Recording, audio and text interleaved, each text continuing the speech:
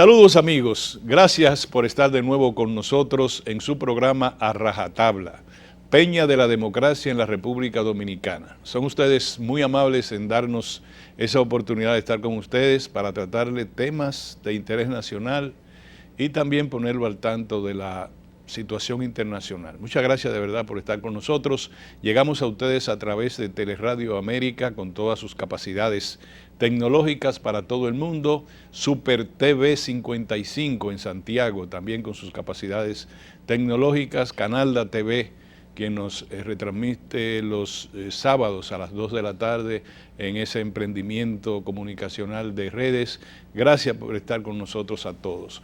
Hoy, señores, al culminar una jornada de luto con el asesinato de Orlando Jorge Mera, apreciado amigo, a quien tuve la oportunidad de despedir en el cementerio junto con sus familiares, nos cuesta reflexionar, nos cuesta establecer el camino a seguir en un momento como este de delincuencia y violencia.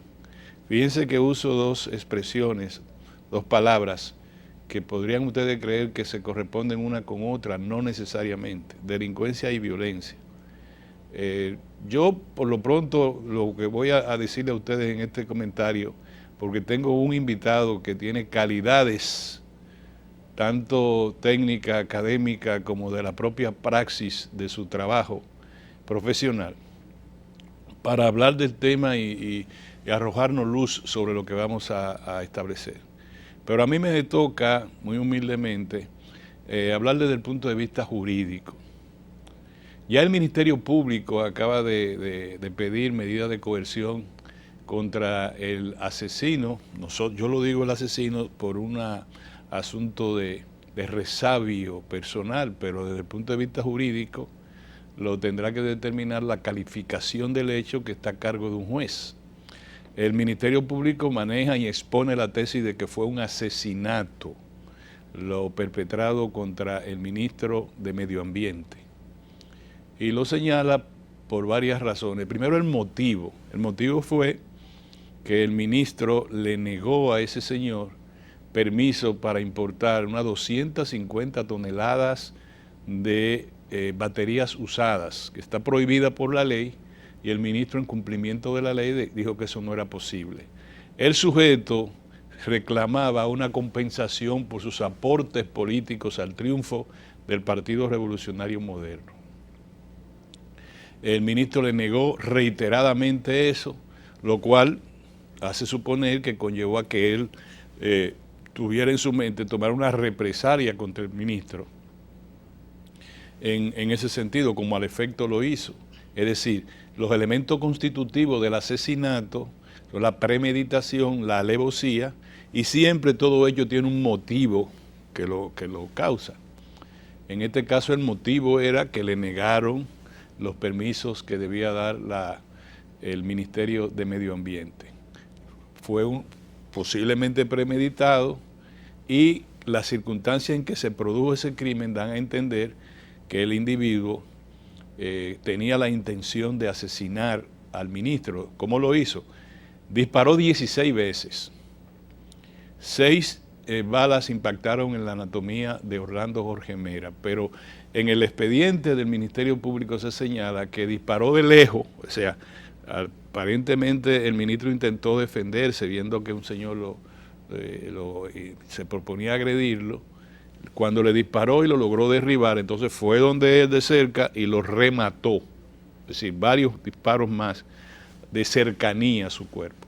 Evidentemente que el cuadro da la impresión de que se trata de un individuo frívolo y con una conducta criminal que raya en la posibilidad de que haya perpetrado un asesinato y no un homicidio, que la diferencia es que el homicidio es a partir de una discusión de cualquier situación que se dé en el momento, se produce una agresión cuyas heridas causan la muerte.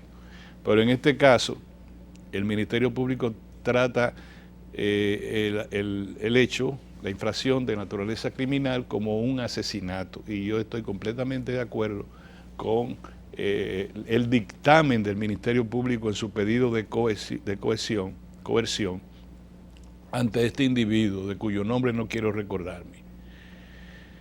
Eso va a ir eso es lo que acabo de hablar desde el punto de vista forense, pero desde el punto de vista social, se está aflorando algo que nuestro invitado de hoy va a referirse, como le dije, con propiedad y calidad, que es el mentado delito social o crimen social o violencia social, que yo desde el punto de vista jurídico puedo tipificarlo como el crimen de la ira, el crimen del enojo. Y hay un enojo ciudadano que está produciendo hechos de naturaleza violenta que incluso pueden ingresar a la tipificación a veces de asesinato, como por ejemplo lo ocurrido con el funcionario del Ministerio de Industria y Comercio en Santiago Rodríguez, que sin mediar palabra en un lugar donde se estaban divirtiendo, tomando tragos a alguna gente, la emprendió a tiro con una pareja de esposos jóvenes, hasta que lo mató en el acto a las dos personas. Y posteriormente, y hirió a otras dos personas. En el caso de Barahona, un amigo que mató a otro en una simple discusión. Discutieron y lo mató, a puñalada.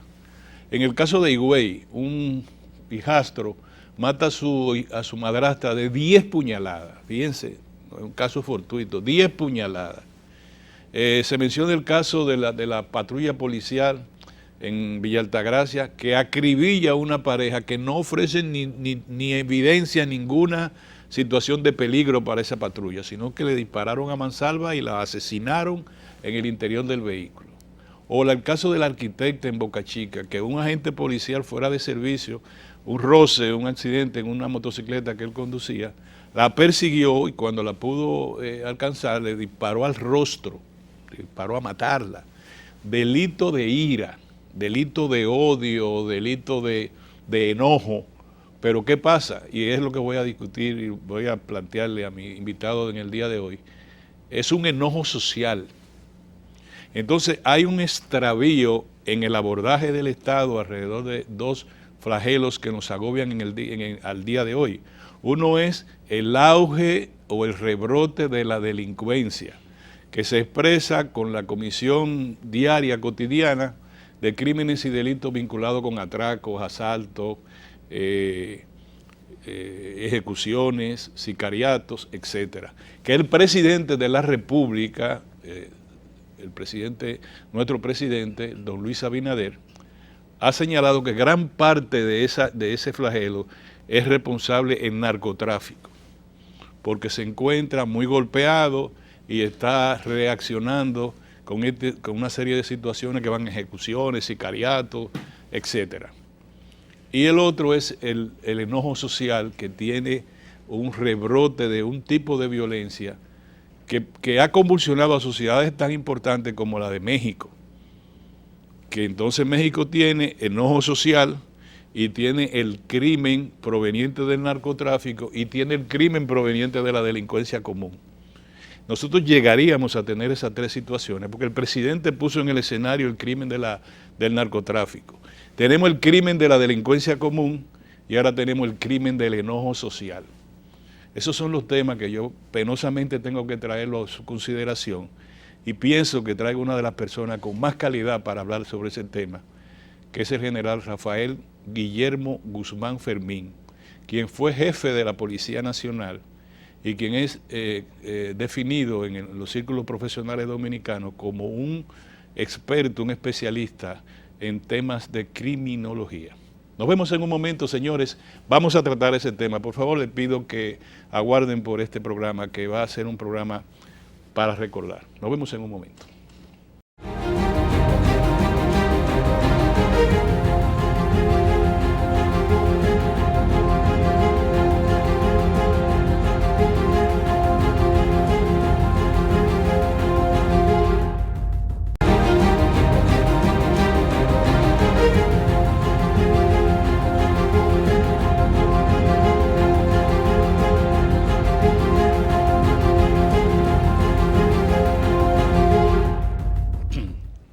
Muy bien, mis amigos, tal como le había anunciado con mucho placer para mí, Tengo hoy la presencia del general Rafael Guillermo Guzmán Fermín, apreciado amigo, comandante, firme. Muchísimas gracias. La democracia ha avanzado. Miren, estamos hablando con los generales y no pasa nada. Porque antes no se podía hablar con un general en otros tiempos, pero ya podemos hablar con los generales. General, son civilistas, discuten en foros, en universidades. Eso es bueno, general. Sí, general, a usted yo lo traje para que hablemos de un tema que nos agobia a todos. No, este tema que no lo vamos a politizar. No se trata a nosotros de decir que el gobierno es el culpable o que la oposición es la culpable o quién es el culpable. Es que usted y yo hagamos un esfuerzo forense para que la ciudadanía entienda la naturaleza, el origen, la génesis de este drama que ahora nos agobia, que está expresado en el asesinato de Orlando Jorge Mera, preciado amigo, pero también el asesinato de una pareja de esposos en Santiago Rodríguez, a mansalva, disparado, por un funcionario del Estado. O ahora mismo, ¿dónde fue? En Los Alcarrizos. Ingresó un sujeto a matar a otro al ayuntamiento. O ese muchacho que yo le dije que fue con un machete a matar a la profesora, la directora de un liceo. Hay dos tipos de violencia, pero yo veo que nada más aquí se habla de homicidio, la tasa de homicidio. Yo quiero que usted primero me haga una explicación. ¿Por qué usted diferencia? Usted dice violencia social o habla de delincuencia común. Sí, muchísimas gracias, Orión, por la invitación que nos hace. Y aquí vamos a hablar a rajatabla. Sí, así mismo, como dice el nombre. Claro. La sociedad dominicana entiende falsamente de que la delincuencia y la violencia es un problema policial y nada que ver con eso. La policía es la entidad institucional del Estado para controlar la delincuencia en una nación y la violencia, contenerla. Y auxiliar del Ministerio Público. Claro, pero la violencia y delincuencia es un problema social y como tal debe ser estudiado, analizado y tratado desde esa perspectiva social. Y así como el cuerpo humano se enferma y es tratada por una junta médica con especialistas de cada una de las áreas, producto de un análisis, o sea, de un diagnóstico, también las sociedades se enferman y tienen que ser tratadas y analizadas como por un equipo de expertos, especialistas en diferentes áreas, para, en base a un diagnóstico de estadística, de análisis, entonces trazar una estrategia en conjunto para dar con la sanidad de ese paciente, en este caso la sociedad. Me explico. Hay que ver esto como un gran sistema social, que dentro del sistema social hay subsistemas que lo conforman el Estado dominicano para dar respuestas a la problemática de la sociedad. Así, para hacer una analogía, así como la salud de un paciente, la salud general de un paciente que tiene subsistemas de salud, el subsistema digestivo, el subsistema cardiovascular, el subsistema inmunológico, el subsistema respiratorio, etcétera. Y cada uno de esos subsistemas de salud tiene especialistas, el cardiólogo, el nefrólogo, el psicólogo, el urólogo. Entonces, esos especialistas, en base a una junta médica, de un diagnóstico que te hacen, en base a las estadísticas, en un laboratorio, te dicen, bueno, usted tiene la presión muy alta, váyase al cardiólogo. O no, usted tiene una creatinina altísima, nefrólogo. Y así va enviando a los diferentes especialistas de acuerdo a la afección que tenga ese paciente. La sociedad dominicana está dando alertas tempranas desde hace tiempo de que tiene una afección social de violencia. Padece de una cultura de violencia. ¿Y qué es una cultura de violencia? Cuando la sociedad llega a un extremo de que utiliza la violencia para dirimir sus conflictos. Y ya ve natural, ve normal que yo mate a una persona o contrate a un sicario para que te mate a ti en vez de ir a un tribunal o conversar con él para dirimir conflictos. Eso es muy peligroso. Y hace tiempo, hace años, que eso está ocurriendo en el país. Y lo que acaba de ocurrir, lamentablemente, y mis condolencias más sentidas y pésame a la familia Jorge Mera por el fallecimiento, asesinato en este caso, perpetrado por un amigo de él, nos llama a la reflexión profunda, especialmente del Estado Dominicano, debido a su perfil político de alto dirigente del partido de gobierno, un ministro del Estado de condiciones humanas excepcionales, hombre decente, de corazón noble, Así es. muy humilde, a pesar de ser hijo de un expresidente de la República, y entregado a la religión. Éramos compañeros juntos del Opus Dei, de la prelatura del Opus Dei. Yo tengo 16 años allá. Que después vamos a venir usted y yo a hablar de eso. Perfecto, excelente, magnífico. Entonces, eso ha conmovido a la sociedad y hay una pequeña confusión de que, bueno, ya todo el mundo está comprando armas o queriendo armarse o queriendo que la delincuencia, que son dos cosas distintas. Eso no fue un hecho producto de la delincuencia, fue de la violencia. Y para explicar mejor, vamos a traer dos casos más para yo poder tener una secuencia de explicación al público, a rajatabla. Sí. Tenemos el caso de Villa Altagracia. Lo que ocurrió en Villa Altagracia con la muerte o el asesinato de los pastores, fue producto de una violencia policial, no violencia delictual.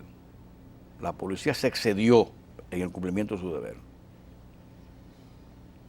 Lo que ocurrió en Boca Chica con la arquitecta Leslie Rosado se inscribe dentro de una violencia social, porque aunque había un policía involucrado en ese homicidio, no se actuó como tal. no estaba en servicio, No estaba en servicio. estaba vestido de civil y fue producto de la ira, de que fue un choque, que se cayó, lo dejó tirado ahí, la persiguió, o sea, producto de esa ira que usted decía ahorita en la introducción, en el introito del programa. Y terminó entonces en un acto inmensamente violento. No es producto de la delincuencia, ni es violencia policial, es violencia social. Lo que ocurrió con Orlandito es lo mismo, no es delincuencia, es violencia social. Por lo tanto, desde el punto de vista sociológico y criminológico, es así. Claro. Porque el Ministerio Público lo va a tipificar como un delito, como un crimen. No, porque la violencia social... Se arriba al crimen. Exactamente, es un delito. Es un delito. Es una violación o sea, porque está tipificado en la ley. Es un delito penal. Por lo tanto, es criminal. Sí. Porque hay criminalidad, pero no delictual, sino social. Y en este ámbito, en esta cultura de violencia, el Estado Dominicano está llamado, está obligado, conjuntamente con la sociedad también, a dar respuestas a esta problemática social. Y yo le hago un llamado públicamente al Estado Dominicano y que aprovechemos para un bien común, un bien social, este asesinato de Orlando, Jorge Mera, de su partido, para asumir esa responsabilidad como memoria, honrar a su memoria este hecho trágico que han luchado el país dominicano. Me interrumpo, general, para decir que el gobierno está haciendo algo, pero usted como que contradice el que el gobierno se enfoque en la transformación de la Policía Nacional como el elemento fundamental para mitigar los efectos de la delincuencia y posiblemente de la violencia, como que es ahí que está el problema, en la policía. Y yo reitero de nuevo que es un mal enfoque. Si bien es cierto, amigos televidentes, de que la reforma de la policía es prioritaria, es necesaria, no es urgente. Lo urgente en la República Dominicana es el control de la violencia y delincuencia específicamente. Y no es con la reforma que se soluciona, es aplicando desde el Ministerio de Interior y Policía verdaderas estrategias en planes de seguridad preventiva Y eso no se está haciendo. ¿Dónde está el diseño? ¿Dónde está la estrategia? Bueno, la ley de armas, general, otra vez criminaliza el porte de armas de fuego, que en los tiempos de nosotros estaba relacionado con un tema político. Siempre era actividades comunistas y porte ilegal de armas de fuego. Cualquier cosa, porte ilegal de armas de fuego, y eso no tenía libertad condicional. La medida de coerción no podía incluir la libertad. Era la única, una de las pocas leyes, Sí, creo que la de drogas también, que tenía la excepción de la libertad. Tenía que tener apremio corporal el prevenido. Sí, es correcto. Entonces, ahora se volvió otra vez, aunque no tiene apremio corporal, sí puede tener hasta 10 años de prisión. Sí. Entonces, ¿cómo es que si hay una ley así tampoco surte efecto en lo que le llamamos el crimen de ira o la violencia social? Porque eso es más profundo. Eso es social. En el sentido de que decía Napoleón Bonaparte, el gran estratega de todos los tiempos, que la educación de un niño empieza 20 años antes de su nacimiento, con los padres. Sí. Entonces, hoy en día, la sociedad dominicana no está sembrando en nuestros hijos valores y principios en el hogar, y mucho menos se continúa eso en las escuelas, liceos y colegios y universidades. Tengo para decirle que en una escuela de San Juan de la Maguana, yo vi la cantidad incluía armas de tipo chilena esa, Sí. pero habían machete, cuchillo, todo. Estudiantes del nivel básico van con cuchillo a la escuela ya, es decir, vamos por un mal camino. Mal camino. Entonces, cuando una sociedad, y bueno, para continuar con lo de Napoleón, Sí. Empieza 20 años antes de su nacimiento con los padres. Por lo tanto, si tenemos padres que no tienen valores y principios, no pueden transmitírselo a sus hijos, van a nacer hijos deformados moralmente y éticamente, y además de eso, cívicamente. Por lo que usted dice, tenemos 40 años de atraso. Muchísimos problemas. Porque 20 atrás y 20 adelante son Claro, 40. entonces son medidas, lamentablemente, a largo plazo. A largo plazo. Pero hay que empezar ahora. Hay que empezar ahora. Ahora, usted me preguntará, ¿y qué hacer? ¿Qué hacer? En cuanto al tema de la criminalidad de ese mal enfoque que tiene el Ministerio de Interior y Policía, no es y yo se lo dije de principio al presidente con mucho respeto, cuando dijo que en 2 años, con la reforma de la policía, iba a tener todo eso resuelto y que iba a bajar la criminalidad en 50%. Yo le decía que no era así. Primero, que una reforma de la policía duraba 15 a 18 años, porque era un proceso gradual, de un cambio cultural.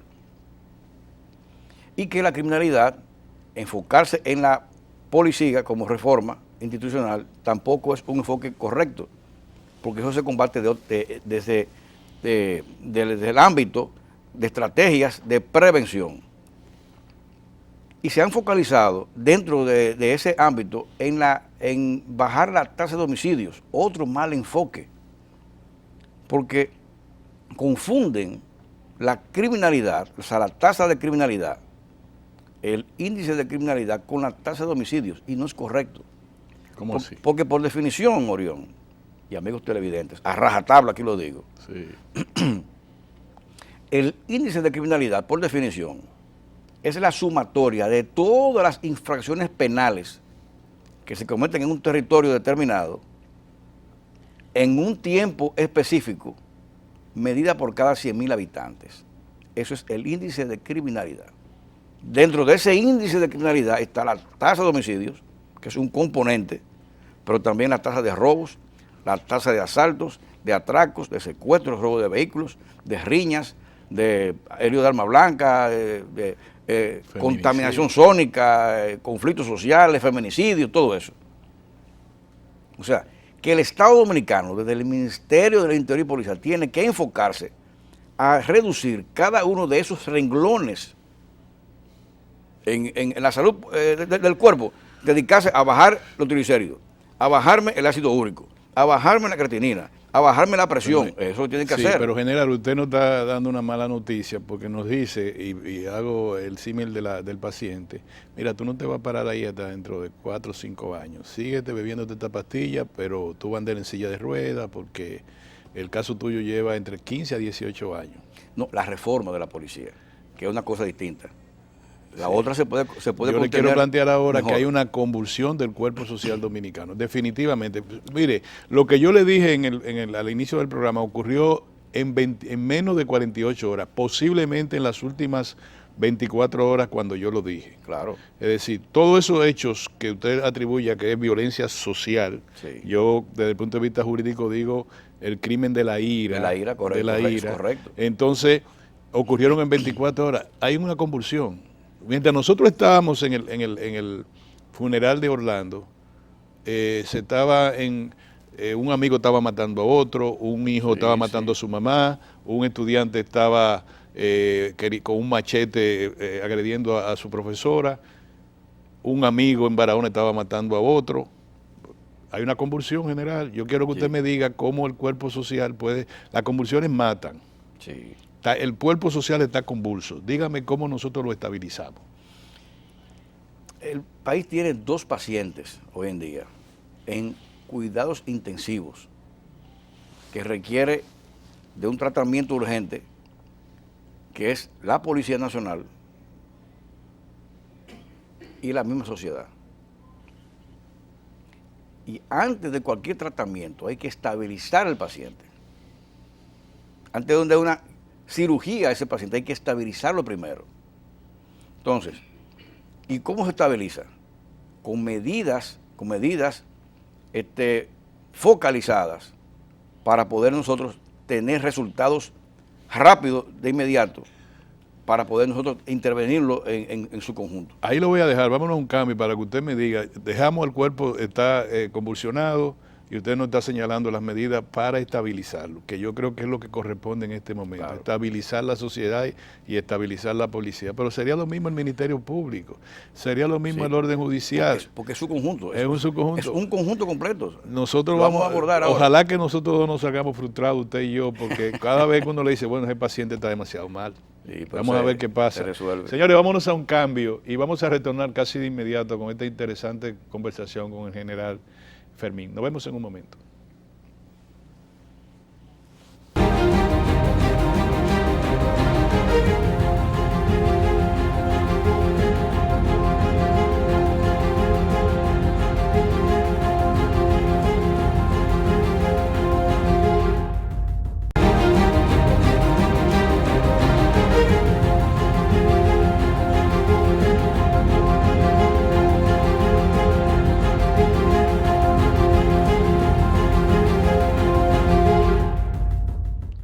El cuerpo social convulso, con crímenes, atracos, pero también con el crimen de ira. Yo le digo que hay una sociedad enojada.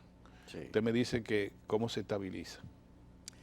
Para hacerlo de manera muy puntual y rápida, dentro de el aspecto de la criminalidad delictual, es estableciendo operaciones policiales focalizadas en base a la utilización del mapeo delictivo, que es donde me dice a mí día a día cuáles son las zonas de mayor incidencia delictiva y qué tipo de delitos está ocurriendo, la hora de los delitos, el modus operandi de esos delitos, para dentro de ese conjunto yo poder distribuir entonces la inteligencia policial, inteligencia delictiva, para el levantamiento. Eso es como en el béisbol ahora, que ahora es diferente. Claro. Las estadísticas determinan la estrategia del juego. Todo, y el boxeo también. Sí, fulano muévase el cuadro a la izquierda porque por ahí es que él batea. Claro.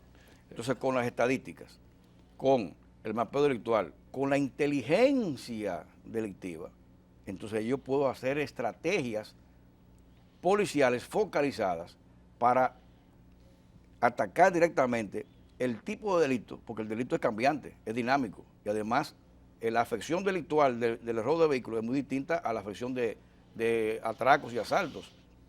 Entonces, se requieren de operaciones policiales conjuntas. Un ejemplo, y no criticando al gobierno que estoy, No, no, dele para adelante, dele para adelante. entonces mis opiniones son estrictamente profesionales. No, Utilizaron ahora mismo el patrullaje mixto. Se lanzaron a las Fuerzas Armadas y vemos así. ¿En su jefatura no se lanzó también? No, nunca. Nunca. Comandante, no fue necesario. Otra vez recuerde. No fue necesario. Ok, está bien. ¿no? Al contrario, cuando yo asumí la jefatura de la policía en una alta tasa de criminalidad, yo a los 4 días, esto está en la prensa, está ahí, a los 4 o 5 días, yo fui donde el señor secretario de Estado de las Fuerzas Armadas, general Aquino García, teniente general Aquino García, para pedirle que ya los militares fueran a sus cuarteles, porque nosotros como policía íbamos a asumir nuestra tarea fundamental, que dar seguridad ciudadana, porque la policía tenía capacidad instalada para eso, y lo hicimos en poco tiempo. Entonces, sacaron a los militares de los cuarteles, de las calles, y fueron a sus cuarteles. Y en 3 años de gestión, nunca utilizamos los militares. Ahora, hay una patrulla de Ciutrán. Eso no sería por un orgullo personal. No, porque la policía tiene la forma de cómo hacerlo. Ahora, utilizando las estrategias adecuadas para eso. Porque ahora es el efecto de demostración. Para atacar la percepción, Sí. pero eso es un placebo, eso es temporal, porque eso no funciona. Ahora, ¿qué funciona? Primero, si salen a patrullar sin un plan, sin estrategia, eso no va a funcionar, porque exhibir eso como un desfile militar por la 27 Una tanqueta en el Capotillo pasó y helicóptero y esa cosa. Usted sabe que yo vi en el Capotillo la tanqueta de Ramiro Mato, pero era en otro tiempo. Sí. Y la volví a ver ahora. Pero eso, ¿sabe qué funciona? Eso es disuasión. Te disuade temporalmente el delito. Disuasión. Pero no es prevención. La prevención es otra cosa, muy distinta. Y eso se hace en base a estudios de inteligencia, a estudios focalizados para ser preventivo. Entonces, eso falta en la policía ahora mismo. Ahora, en lo que eso viene, hay que tirar la guardia. Y que dejen al director general de la policía hacer su trabajo, porque hay muchas manos civiles que están en la policía que no dejan hacer lo que tiene que hacerse. Porque General, ¿por qué que los policías no quieren saber de los civiles? Porque el ministro de Interior debe ser siempre un civil. No, al contrario. Nosotros nos debemos al poder civil legalmente constituido y somos obedientes absolutamente a ese poder civil. Tanto es así que ahora ellos son los que están mandando ahí adentro. Ahora, una cosa es que usted me diga el qué hacer, porque es el plan, es la estrategia del ministerio, pero la parte ejecutiva, que es la policía, es el cómo. Usted es responsable del cómo. Si usted falla, usted es responsable. Déjeme trabajar, ¿verdad? ¿Entiende? Entonces, y eso es lo que ha ocurrido hoy en día en la policía. ¿Ustedes cómo culpar a la policía de los efectos del narcotráfico cuando hay legisladores, funcionarios, qué sé yo cuánto, gente vinculada a los gobiernos, que se dejan encantar por el narcotráfico? Y entonces le dicen, mira, de los 5 muertos violentos en un día, 4 son del narcotráfico. Esa es una convulsión difícil de resolver. Voy a tomar tocaste un tema neurálgico, que yo diría que sería necesario tratarlo en un solo programa de televisión. Usted sabe que yo lo voy a invitar otra vez por eso, porque es un tema de la nación. Pues yo le voy a dar una pincelada solamente, porque eso es más amplio. Sí. Y yo, con todo el respeto del presidente, porque los presidentes no se equivocan, No. los mal asesoran. Sí. Porque un presidente de la República, que tiene la conducción de toda la nación, del Estado Dominicano, él no es médico, pero tiene que trabajar en la salud pública, pero tiene asesores en el área de la salud. No es ingeniero, pero tiene que trabajar ahí. Como la pública, ahí está, tiene asesores en el área de ingeniería. No es economista, pero tiene asesores en el Banco Central. Sí. O sea, por lo tanto, si lo mal asesoran, toma malas decisiones. Y yo entiendo, con todo respeto, que él tomó una mala decisión por mala asesoría en eliminar la dirección antinarcótico de la policía, que atacaba el microtráfico. ¿Había corrupción? Yo, claro que sí, mucha corrupción. Bueno, cuando se llevaron los 1000 kilos ya dijeron, ya no podemos. Pero corrupción y castigó a la institución, cuando debió haber castigado a los que dirigían la institución, porque la institución es buena. Es como si hace un fraude en, qué sé yo, en una computadora de pasaporte falso, qué sé yo, dólares falsos, o un fraude tecnológico, qué sé yo, un hacker. No. Elimíname toda la computadora, esto, lo otro, quita el mouse, quita el monitor. No, méteme preso al digitador, que es el hacker, y somételo a la justicia. Entonces, someta a la justicia y cancele a esos oficiales generales, coroneles, los que estén metidos en corrupción. Bótelo. Ahora, los que lleguen ahí van a estar alineados, no sé si me va a entender. Sí. Porque, tomando la palabra del presidente de la República, que dijo en estos días que este grado de violencia se debía a una conexión con el narcotráfico, en partes así. Pero la mayor parte de la violencia delictual y violencia social en los barrios se debe al microtráfico, no al macrotráfico. Para nosotros, sí. Al microtráfico. ¿Por qué? Porque el 87% de los delitos en República Dominicana tienen conexión con el microtráfico. Una estadística muy asiaga. 87%. Y yo reto al director de drogas, al presidente de control de drogas, que lo dijo inclusive en estos días. 87%. De suerte que el gran problema de violencia delictual y violencia social en el país también se debe al micro, no al macro. Ellos están atacando el macro, no el micro. A que los puntos de droga ahora mismo están acéfalos, porque la DNCD no tiene capacidad instalada para hacer eso, no la tiene. Más bien para los grandes. Exactamente, no tiene presencia la DNCD en todas partes del país, sino la Policía Nacional. Usted sugiere que se vuelvan a instalar el Departamento Antinarcótico. Y si no, debió haber esperado, planificado, poner el destacamento en toda parte del país, de la DNCD, entrenar miles de hombres y darle entonces los equipamientos, el entrenamiento, la formación. Y después que tuviera ese cuerpo ya conformado, entonces elimina el DICAN. Pero no tienen ahora mismo estructura. Porque vamos a hacer este ejercicio, breve. Sí, para que me entiendan, breve. Un punto de drogas. Analicemos un punto de droga. Un punto de droga, que la gente lo ve como muy pequeñito, o sea, como algo ínfimo. No, analicemos. En un punto de droga está el dueño del punto de droga. Están 3 empleados para trabajar 24 horas. 24 horas. O sea, 3 de 8 horas cada uno. Van 4. Y a cada uno de esos se le paga todos los días un dinero. Al mes ganan 30,000, 40,000 pesos mensuales, cada uno de ellos. Ya estamos hablando de 100 y pico mil pesos. Ese punto de droga también tiene 4 o 3 delivery, para que son los que transportan la droga a domicilio. Ya vamos con 8. Ese punto de droga tiene también seguridad, armas ilegales, 2 seguridad, se le paga mucho para proteger el punto. Entonces van 10. Pero también ese punto de droga tiene a 2 o 3 elementos. Por una zona franca general. Pero exactamente, pero oye bien la problemática. Tiene 2 o 3 elementos en puntos estratégicos con radio para avisar si vienen las autoridades u otros elementos de otros barrios a querer asaltar el punto de droga. Entonces, van 13. Y muchas veces tienen a 2 o 3 prostitutas, ¿me entiendes? Buscando clientes, ahí en la zona. Pero vamos a poner 13.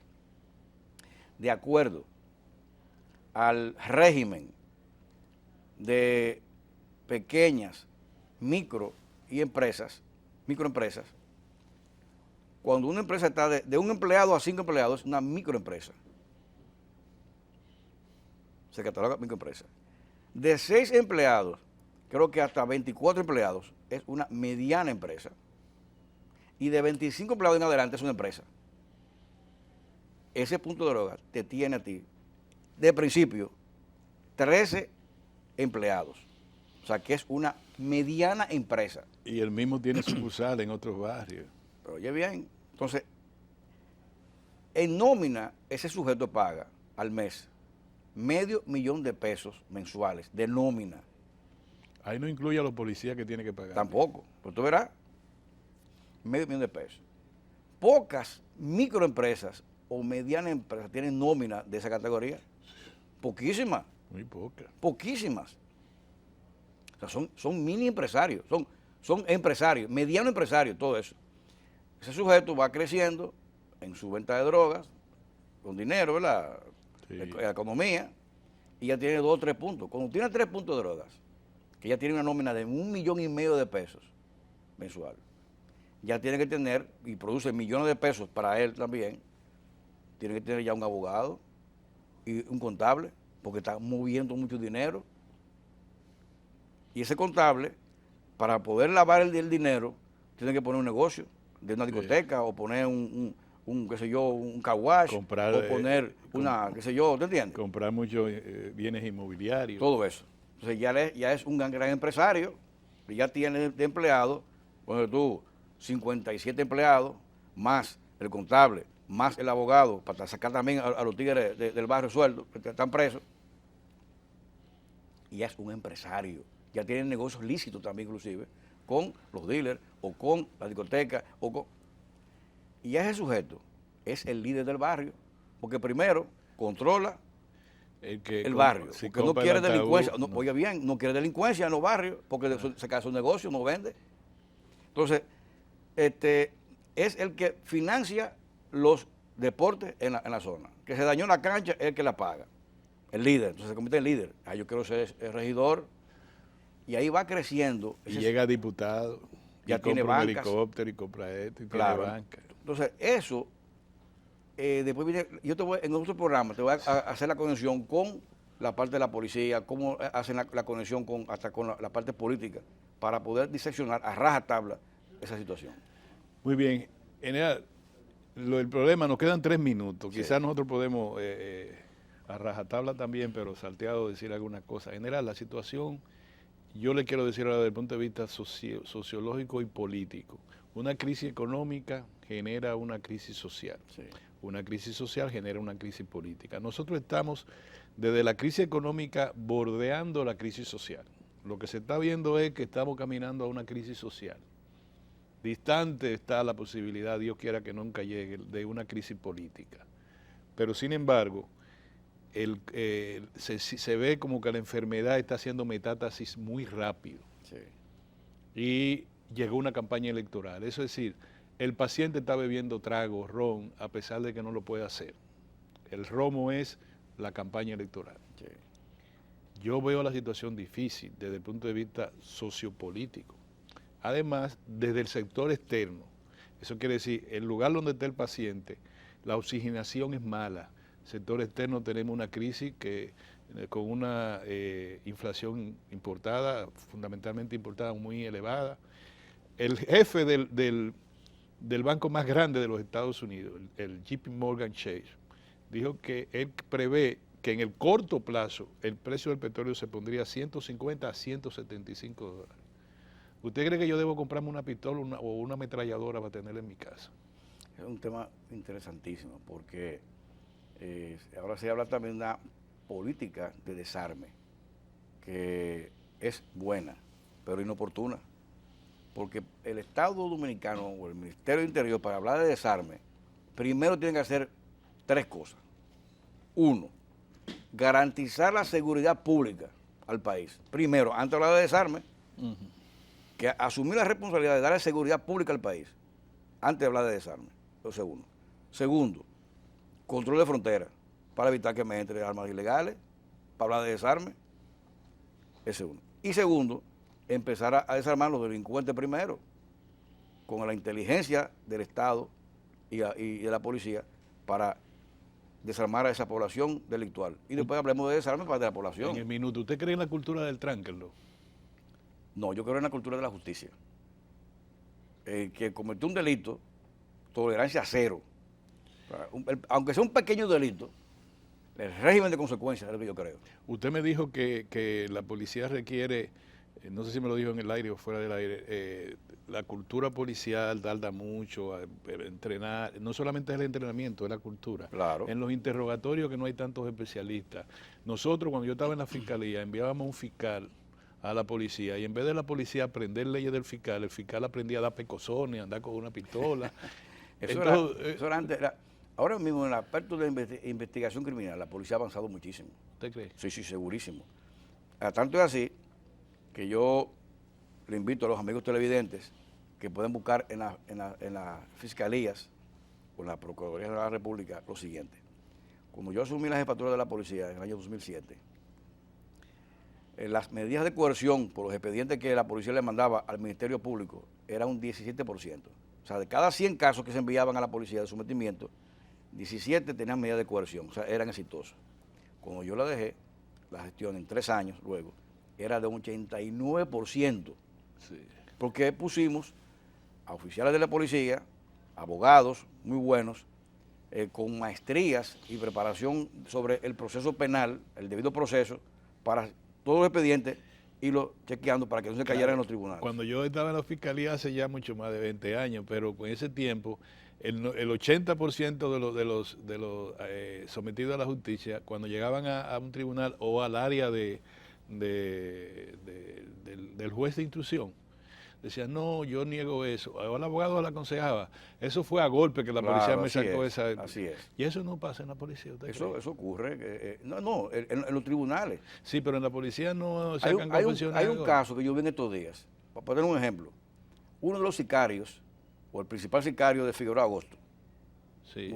un tal Joe, o Hop, después que él confesó delante de los fiscales, delante de nosotros como jefe de la policía, como director de drogas también, que estaba ahí, todos, y los fiscales, que él fue el sicario, el jefe de sicario, etcétera.